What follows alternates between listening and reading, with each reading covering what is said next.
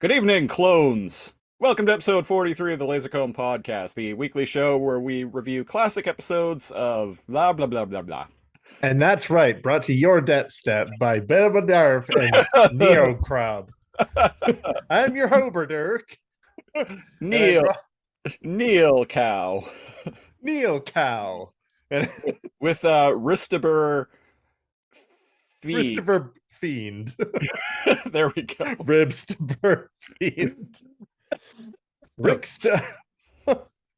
Rick Steiner Rick Steiner. DDT. with a Frankensteiner.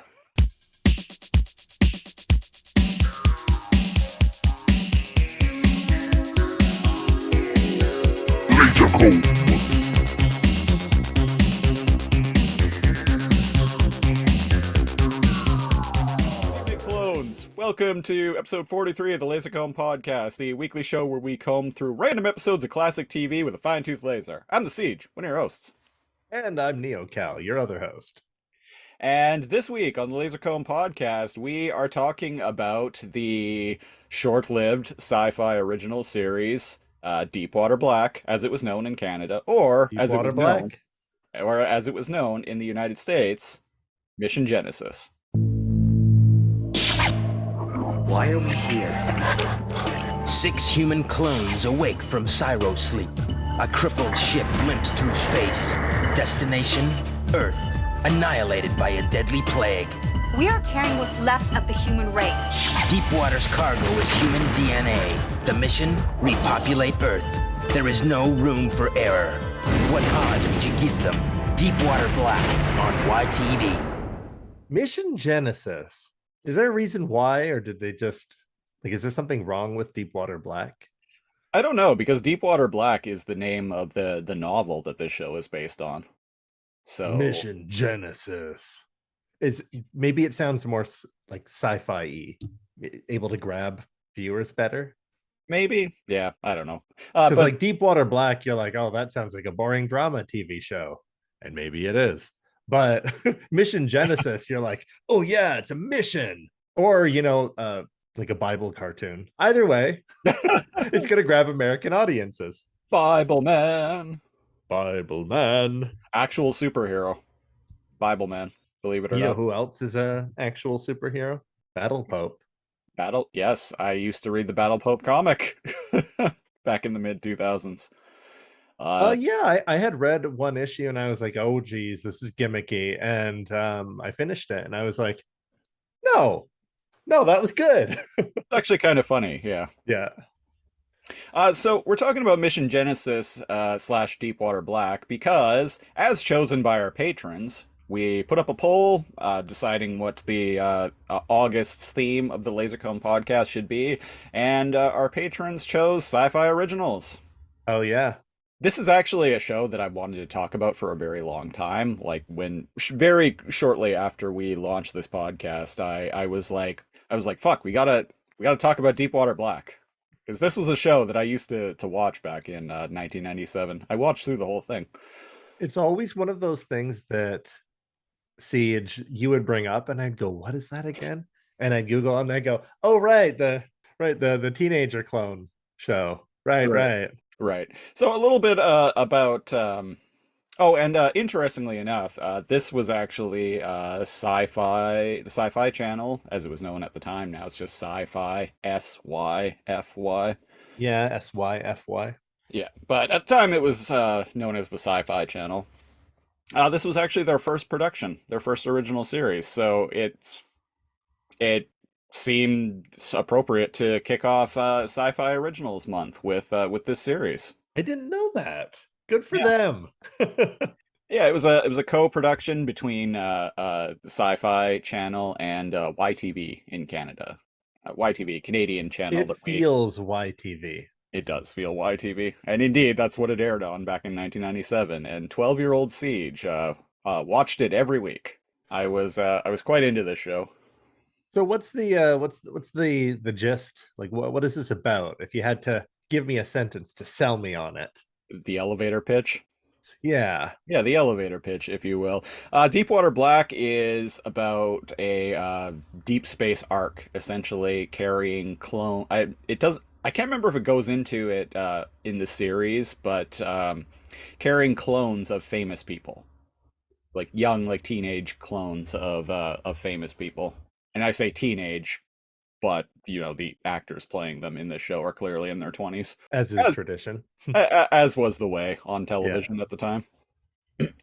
But anyway, so the Deepwater Black is the name of the ship that they're on. Said Deep Space Ark. It's inhabited by six teenage clones of famous people, like inventors and whatnot. Smart people, you know. People of prestige from Earth's history. Yeah, exactly. So I can't remember why, but something happens in the first episode that awakens them, and they have to carry on their mission because Earth has been wiped out by a mysterious plague. So this Deep Space Ark has these clones on it, and it also is carrying DNA matrices, as they call it in this episode. Mayonnaise jars full of the slime from the 90s. Yeah. There's like a warehouse just full of old like mayonnaise jars full of like 90s Nickelodeon slime. I was gonna And they say used some of that on this show. the slime that they would dump on you, and you can't do that on television. You can't do that on television. They used some of that in there's like a YTV kids competitive like game show called Uh-Oh. Right. They got slimed in that. Slime everywhere. Slime. I had slime. It's a river of slime. Slime was where it was at in the 90s. I don't know what happened. When were we done with slime? I don't know. It kind of got started in the 80s, I think. And Oh, you know what? definitely. I'm gonna blame the slime phenomenon on Ghostbusters. I was going to say it just must gonna be go ahead. Ghostbusters' fault. Just gonna go ahead and say it. Ghostbusters, TMNT, Oh yeah. right? Like just radioactive and slime and alien ooze. Creepy crawlers. Actually, bringing up TMNT, a little bit of sad news. We recently lost actor David Warner, who played the doctor who invented the ooze in the second Ninja Turtles movie. He also we just covered Stargate SG-1 recently. He actually rip in peace, David Warner, fantastic character actor. As I mentioned, he was the scientist who created the ooze in Teenage Mutant Ninja Turtles 2. He played one of the priors of the Ori in Stargate SG-1. He did a lot of voice work. Brought a very distinct level of gravitas to like just any role that he was in. So rest in peace, David Warner. Yeah, rest in peace. Anyway, so Deepwater Black. Deepwater Black. So this intro.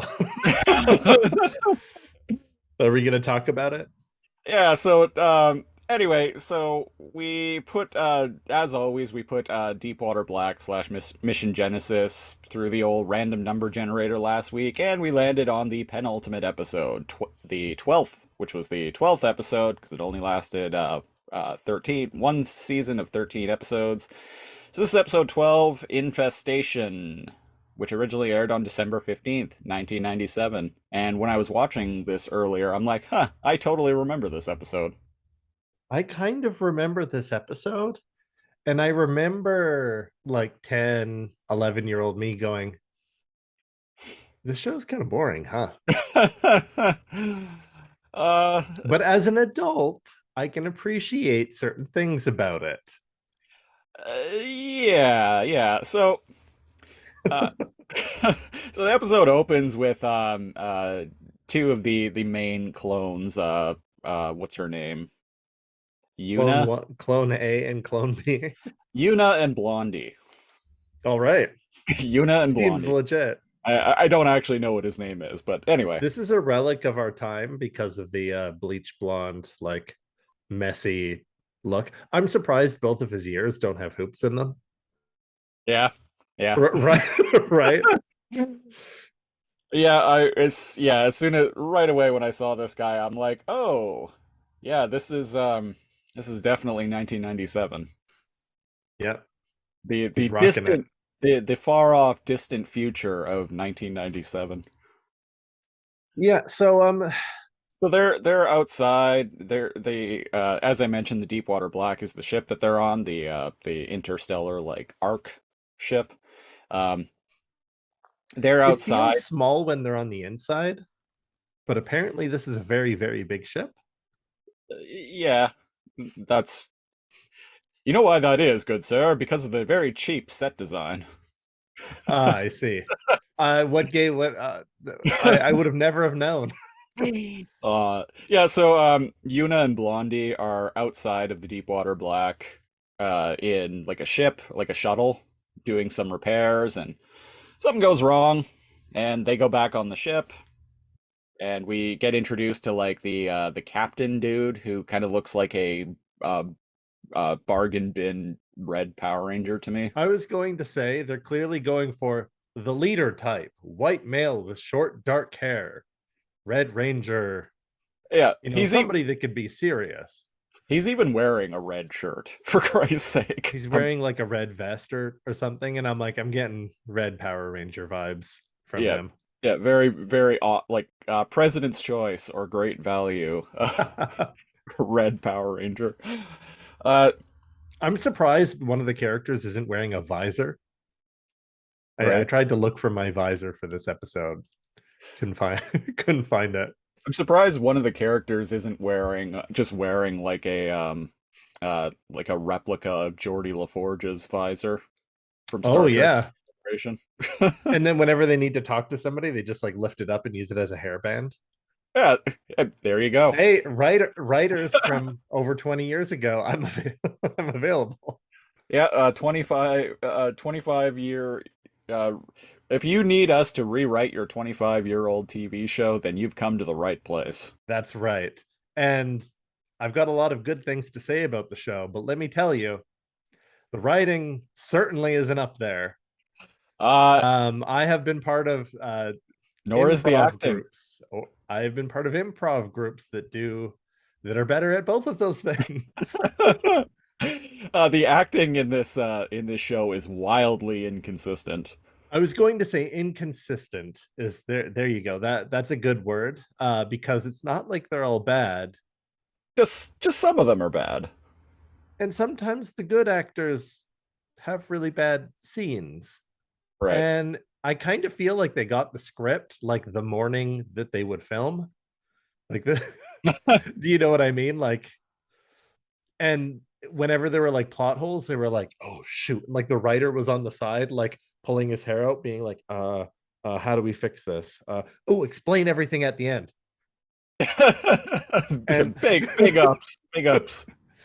and that's what happens in this episode. Unfortunately, there's a bunch of bullshit, Uh, and the, then at the end they try to explain it, and I'm like, okay, there is indeed a bunch of bullshit. So there's a bunch of bullshit. So let's get into it. So Blondie and Uma are like flirting after their job Yeah. welding the ship in the shuttle. Yeah. And there's a scuttle. There's a scuttle bug. mhm. A shuttle bug. And so the Red Ranger is chastising Zach, who is like their tech guy. Mhm. He like goes to his room and is like chastising him for not helping, and I don't really understand why. Because Zach is just like, hey, he's like, you're just a layabout. You're laying around doing nothing. And he's like, yeah, it's great. If you need help, just ask. And like, I didn't really Thank understand. you. I don't understand it either. I don't understand what he's giving him shit for. It's like, you didn't ask for his help. So Okay, so that guy's vibe, who's orange shirt guy? I like it. I like the cut of his jib. He's like drinking some sort of like orange fluid out of a beaker. And he's like actually lounging. Yeah, that's Zach, the tech guy. And that whole like, hey, instead of coming and like chewing me out, why don't you just ask? So many workplaces. Oh, like, hey, if you're like standing around, then you're not working. And if you're not working, why am I paying you? Fuck you. Right? right? Well, But it's just like, hey, don't come in here and like yell at me. So I vibe with Zach here. totally, Don't come Zach. in here yelling at me and being all like, oh, chain of command.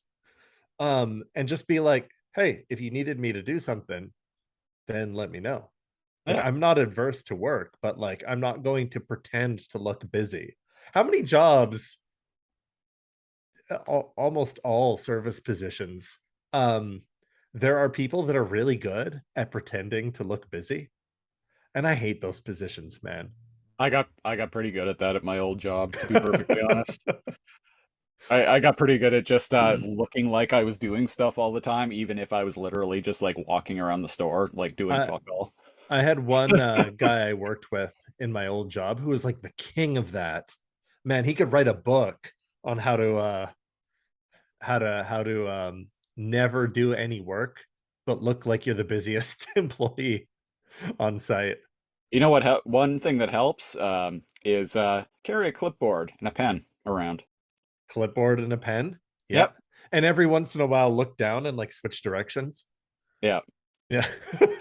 Just like look at something random and like write a random word down on your Yeah, or clipboard. pretend to write something or Yeah. draw circles in the margin. Yeah, so Yep. Zach is like, hey, homie, get off my back. I'm enjoying this fluid here. Yeah. I'm enjoying this potent potable beverage. So we join the others and they slide something into what the genius directors, set directors try to make look like some sort of scanning device or MRI or X-ray thing.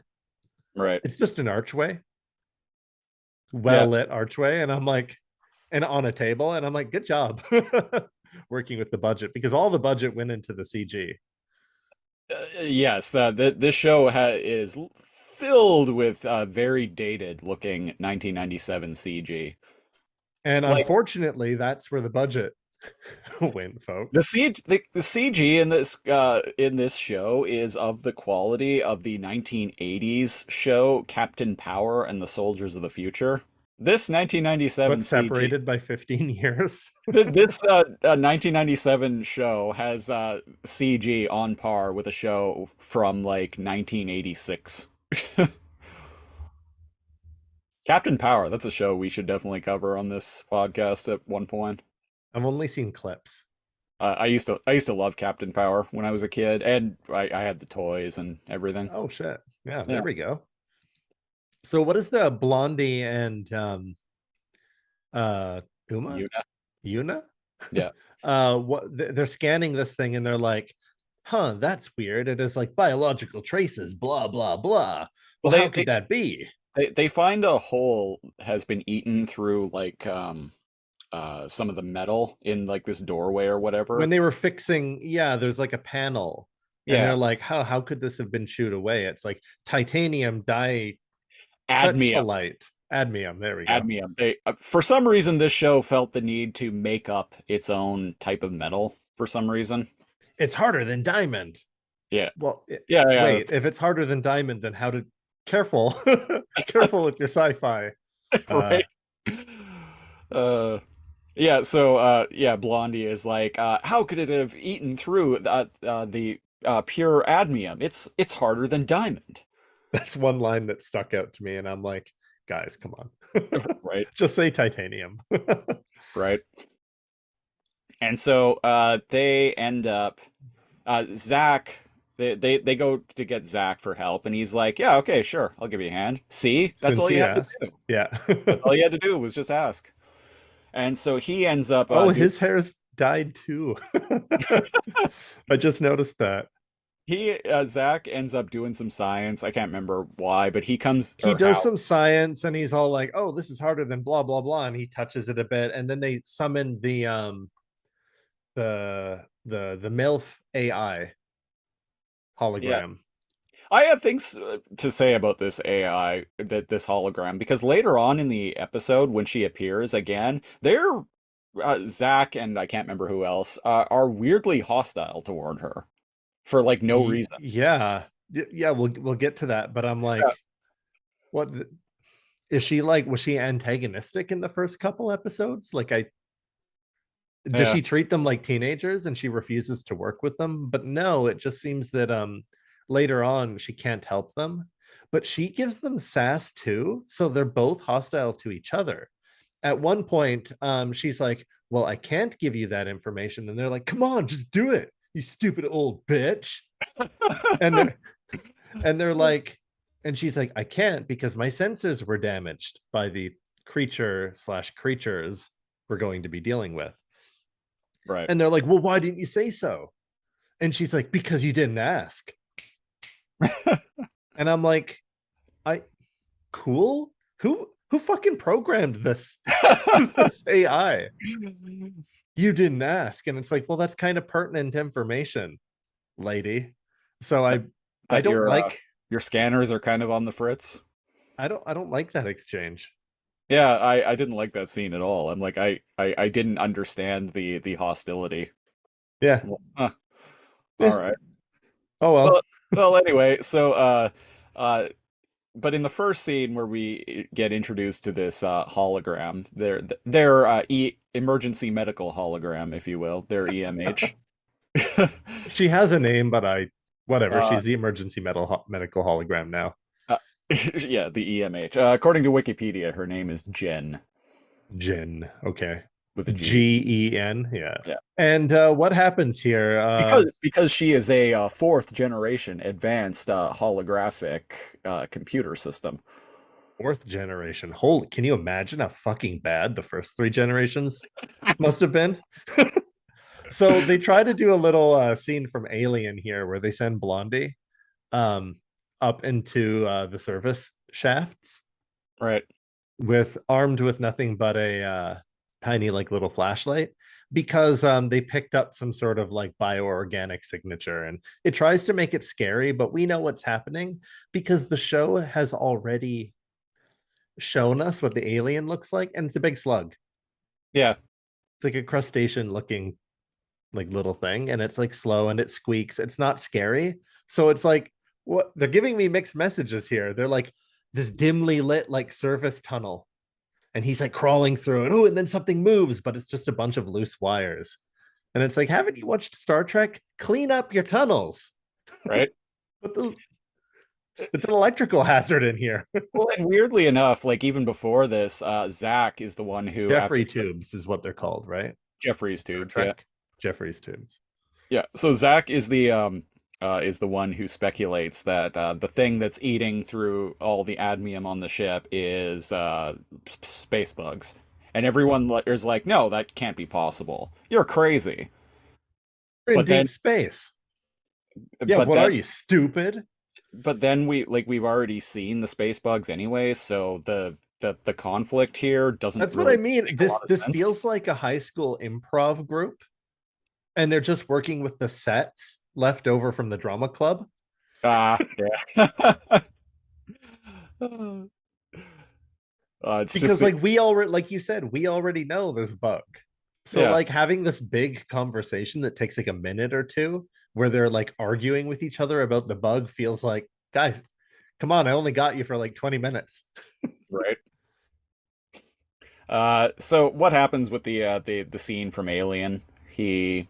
Blondie ends up finding the bug He and ends up finding it, but there's no conflict. He's just kind of like picks up his radio and he's like, guys, I got it. There's a bug. Send somebody else like with a trap, and I'm gonna stand here and point my flashlight at it. And Right. then he does, and the And bug that- just waits for them. And I'm like, this is so... who wrote he just stands there, and like Red Ranger shows up with this like containment like cage, and that's it. He just Yeah, the bug patiently waited for his friend to get here.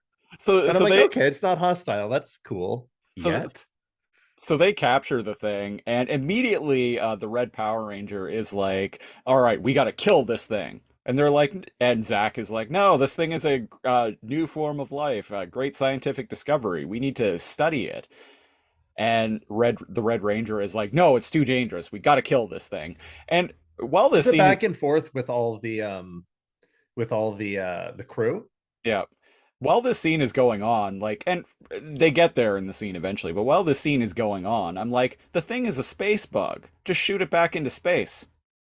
Why do you need to either And one of them says that. It's like one of them one of the eventually, girls. one of them eventually says that in this scene, but it takes so long when it's like it's such an obvious, like, if you don't want to keep it because you think it could be dangerous, just throw it back outside. And kudos to them, because they're very like progressively minded. They're very much like, hey, no, like we don't have any right to kill this thing. It's just a like it's a living being. Right. And but yeah, they take a long time to come to the conclusion, and I'm like, yeah, just yeet that motherfucker back out into space. Yeah. And Just indeed, just they roll do down a decide window upon and toss that. it outside. Throw it in the fucking the garbage chute and pull the lever. Right. They must have something like that, right? They must, yeah. And they do decide to do that, but for whatever reason, they decide to accompany the bug. Like they do Yeah. go into that um they do go into an area where there's like a, what's it called, an airlock, An airlock, yeah. and they suit up, two of them. And man, you see what's gonna come a mile away. You're like, oh geez, what's gonna happen? Like they're probably I gonna be attacked, right? I actually laughed out loud in this scene because so who are in the airlock? It's the Red Ranger and some other chick, right? It is, yeah, she's like the one of the scientists, the Right. the curly haired girl, yeah. And they're both in there, and oh man, this is so, the action scenes in this are so laughably badly directed and choreographed. So I couldn't have asked for less. the space bug turns hostile and attaches itself to the Red Ranger's helmet because they're both wearing spacesuits because they're in an airlock. And They shoot some of them out into space because it multiplied while it was inside the cage, right? right. And so the chick that's in there with him, I think her name is Garrett, according to Wikipedia. That's the right Right. character. It could also be Lise. Who knows? I've got a problem with this. This is common in sci-fi. It jumped onto his mask and he was acting like he was getting knocked out or weakened, but he's wearing a suit. Yeah, he's wearing a spacesuit. If anything, How like, did it knock him out? the only real danger that it's actually posing to him right here is If it punctures the seal. if it punctures the seal, yeah, he's fucked because they're in an airlock. It jumps onto the helmet and he passes out. Yeah. But it doesn't puncture the suit. And so the chick that's in there with him grabs a laser gun and like shoots it off of him. They have by the way, folks, they have laser guns in this show. Oh, sorry, they have laser guns, right? And that's how they got a couple of them. They shot a couple of them out of the airlock. And because she is afraid of it puncturing the suit, she tells Zach, hey, we didn't get them all out. Close the airlock though. Yeah. And then they shoot it off the helmet. So she shoots it off the helmet. Oh and my then god. she turns her back, and then comically the thing fucking like jumps on, just very like terrible CGI, just jumps like onto her helmet. But how did it get behind? Maybe there was more than just one. Anyways, she shoots it off and then it shows it on the ceiling and it immediately drops onto the back of her space helmet. Yeah. And again, she's like, acting like it hurts. And I'm like, but it's not touching you. Right. So right? this, it's like, yeah, this whole scene cracked me up. Right. It's like, when you're playing with a cat, but you're like wearing like long sleeves. Yeah. You can't really feel it's like teeth or like claws. You don't go, ooh, ow, ooch, ow. So I'm like, are they sentient space suits that are like connected to their bodies and they feel the pain through no, they're just normal spacesuits. Yeah. And she's like, and she's struggling with it, and then the others come to like shoot it off of her, and they're like, lie down, you're hurt. And I'm like, is she? It's kind of like that horror trope when something jumps on somebody's face, or like something jumps, like your hand takes control and your hand's like coming at you, or like whatever, and you're like or somebody's holding a little monster, oh, and they're doing this, and I'm like, what is it propelling itself off of? Yeah, that's a good point. That trope where she's like, and it's like on her back, but it's just like calmly reach back and crush it. Hmm. And if you can't pull it off or like crush it, that's it. Like it has no mass when it's on. It doesn't weigh 500 pounds.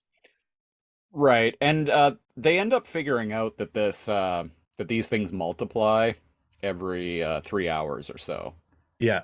So they've only got one left on the ship now, but they need to do something about it fast because it's going to multiply again for 3 hours and in 3 hours, and then it's going to be no bueno at that point. And so they gear up because they have laser guns and Yeah. flashlights. Boy, oh boy, do they have flashlights.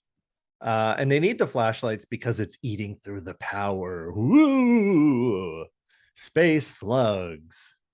Yeah. It Yeah, and it eats through anything admium. It's something I forgot to mention earlier was the reason why the AI lady Jen is um is on the fritz is because like some of her like semiconductors or something like that are made with cadmium, and these space bugs are eating through them. So that's why she's kind of the that's why EMP she's on and the fritz.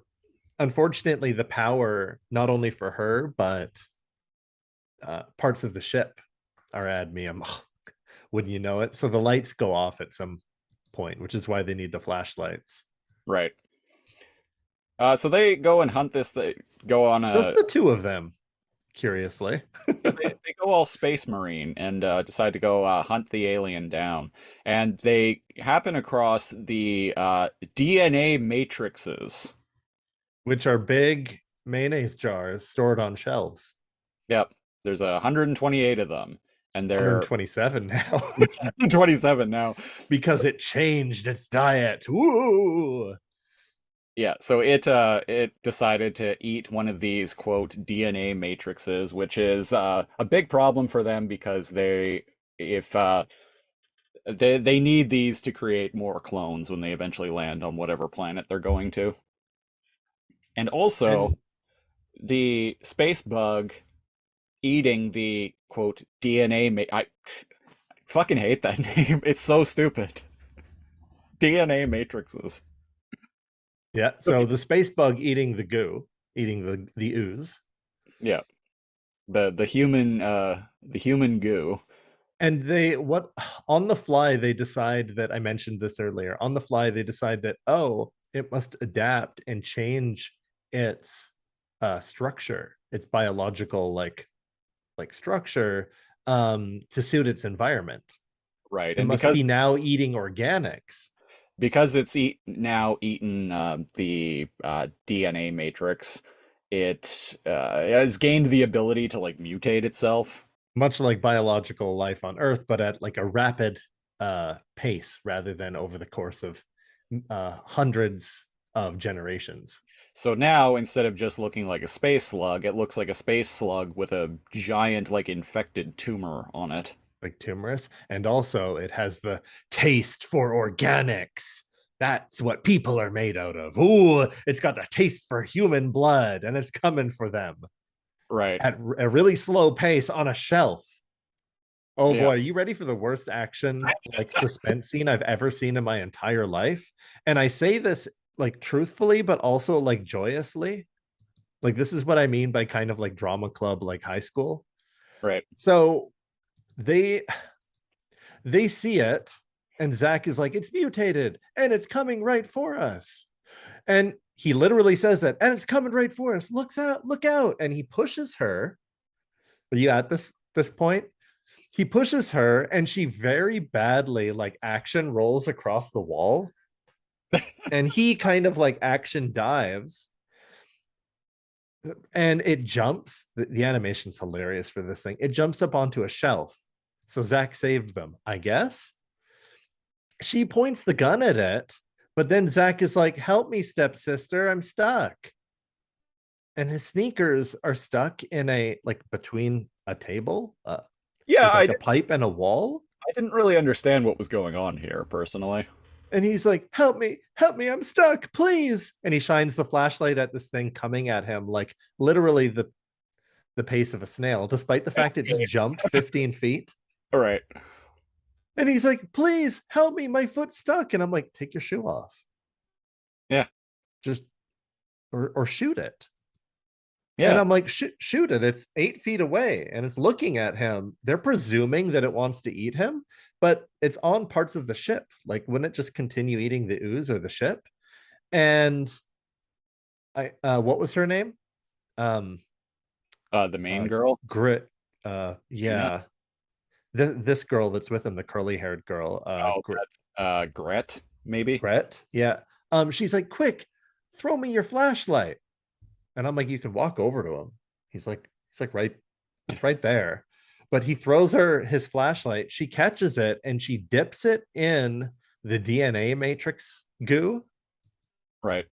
But like the amount she dips in is kind of like if you were to dip like like a mini carrot into ranch and then eat it, you wouldn't even taste the ranch. She like dips it in this goo. And she takes the flashlight with barely any of this DNA matrix goo on it and throws it into the corner of the room. And the creature, to lure it over, and the creature goes, oh, and turns and suddenly leaps over at it. And I'm like, okay, so it can jump across the room. So it clearly wasn't coming for him. Or was it? Menacingly crawling at a pace of 2 centimeters per hour. Menacingly crawling in order to create tension. And this is, why didn't she just shoot it when it was on the shelf? And it explodes because it's made out of cadmium. So I guess you could say, oh, she didn't want him to be caught in the laser fire because she shoots it like 6 times. Yeah, I was confused about that. I didn't understand why. I'm like, why did you lure it away from him to shoot him? Like, why didn't you just shoot going toward him? And I'm like, are you just worried that you're like that you have the aim of a stormtrooper and are gonna accidentally hit Zach? And indeed, when it's in the corner, she does more damage to like the ship and the circuitry and stuff, trying to blow this thing up, and it turns into like aluminum sparks and some fireworks kind of go off. So maybe she thought she would. It's 8 feet away from him, by the way, and he's like, help me, my foot's stuck. And it's like, well, you got in there, get out. Yeah. I feel like a dad talking to a kid that's like got his like arm or like foot like stuck between 2 things, and it's like, well, you got it in there somehow. Figure it out. Right. And then of course like he pulls his foot out with ease afterwards. And it explodes, and I'm like, did she know it was going to explode? How could she though? Because they haven't shot them. Well, now here's the thing. She dipped it in the ranch. She dipped it in she dipped it in the green ooze, and then tossed the flashlight into the corner, and it was like, ooh, and it jumped over to get it like a dog playing fetch. Right. Why wasn't it attracted to the ooze that had puddled beside her? Why was it attracted to the little bit on the flashlight? Because of plot contrivance. It's so shockingly like this is so badly written. That's what I mean by I could improvise. Like, put me on the set, I can improvise a better like action scene than this. And obviously there must be a writer, right? Was there? Was there? I'm shocked at how bad that action scene was. Yeah, it's like this show is just a bunch of theater kids who like broke into a soundstage for some other sci-fi show and just decided to like start acting shit out like overnight while the real crew was like on. It's like they broke and they were like they broke onto the set of like Star Trek Voyager or something like that. They broke onto one of the sets of Star Trek Voyager, and they were like, okay, we got like a few hours to like get this. Let's do this. And they came out with this. Yeah. A lot of the characters don't even interact with the plot of this episode, which is weird. So yeah, at the end of the episode, they're in med bay, they're getting shot with things because they've seen Star Trek. You shoot things into people's arms, right? Right. To make them better. And they're getting Right. like vaccinated or cleansed or whatever it is they're doing. And now they explain all the stupid bullshit in the episode, but it's not needed. I don't need like a wishy-washy like scientific explanation for everything that happened, but they give it to us anyway. Especially because everything that happened is all pretty straightforward. Yeah, it adapted. It started eating organics. That made it dangerous to the crew. They needed to get rid of it, and Red Ranger was right. The only good bug is a dead bug. I don't understand. There's so many plot holes now that I'm reviewing this with you. Like, for instance, if they wanted to blast it off into space, why did they need to go into the airlock with it? Right? They could have just thrown. I didn't even think of that. They could have just thrown it into the airlock and then flicked the switch. Like the switch, and See then you later, fuckers. bye. And then when it breaks out of the cage, well, whatever. Enjoy your free snack. Well, anyway, that was episode 12 of Mission Genesis slash Deepwater Black. It sure was. Infestation. By the way, this show is not available anywhere. Like, it's not available to stream. It's not available to purchase. Like, nothing. Fortunately, someone on archive.org actually uploaded Doing God's work. very clearly Like record VHS. yeah, very clearly recorded on VHS back in 1997. And There are cuts with commercials. there Between. sure are. But Only like I said, doing God's easy work, all payments the of episodes are on $14.99. there. So whoever did that, Yeah, good. if anyone's interested, I'll put a link to the series in the description. In the description for this episode of the podcast.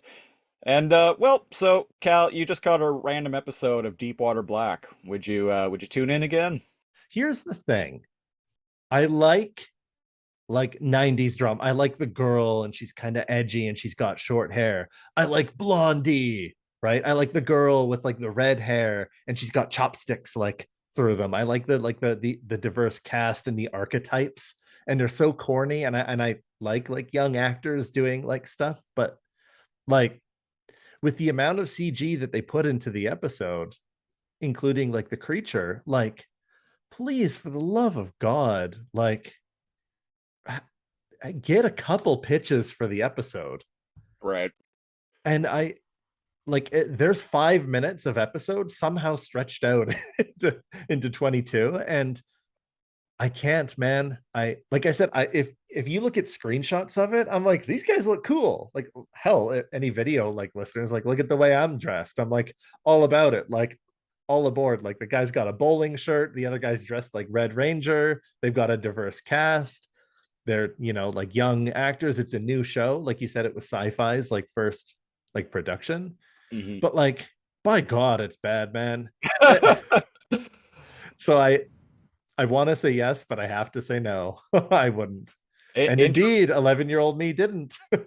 Interestingly enough, the main chick on the show, Yuna, the actress who played her, ended up very shortly after this joining the cast of Star Trek Deep Space Nine.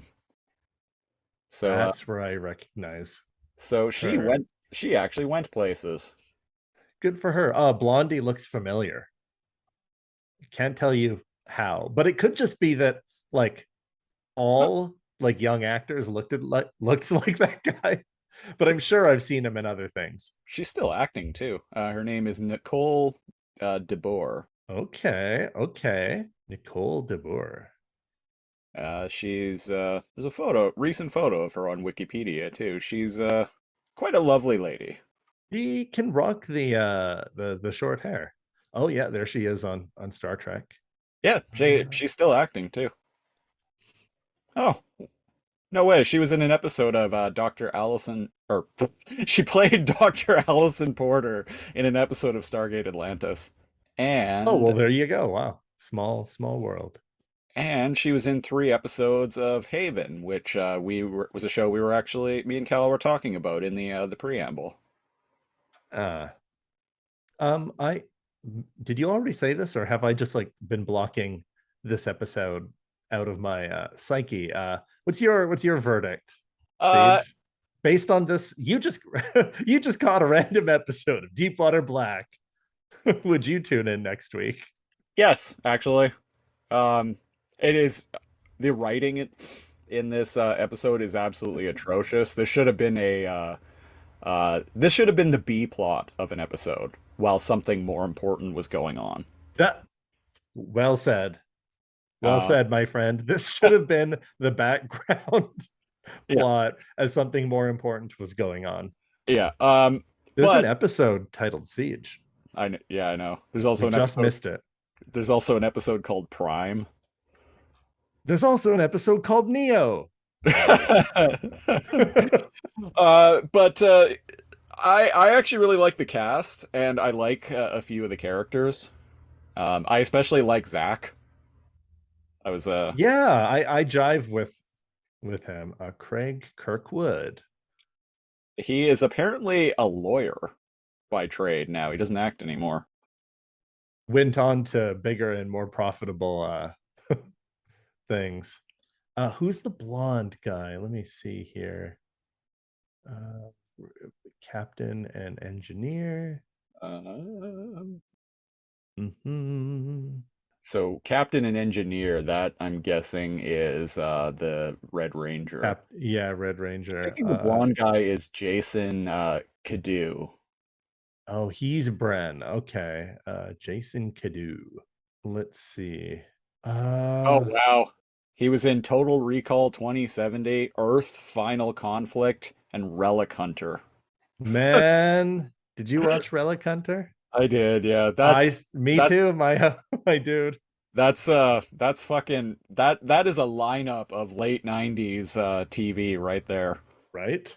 Mission Genesis, Total Recall 2070, Earth Final Conflict, and Relic Hunter. That was basically space. The channel that was basically the Canadian channel Space in 1999. Oh yeah. Yeah. The Space Channel. Hell yeah. Yeah. Big fan of Space Channel. Which is now called CTV Sci-Fi. They changed the name of it. Ew. Yeah, they changed the Why? name of it a couple of years ago. They Ew, changed the name disgusting. of Bravo to CTV Drama, and they changed the name of the comedy network to CTV Comedy. Oh, It's dumb. Canadian channels that are we have fond memories of. Yeah. Whoa, But, that's him. is it? Jason Cadu? Wait, that doesn't look like. All right.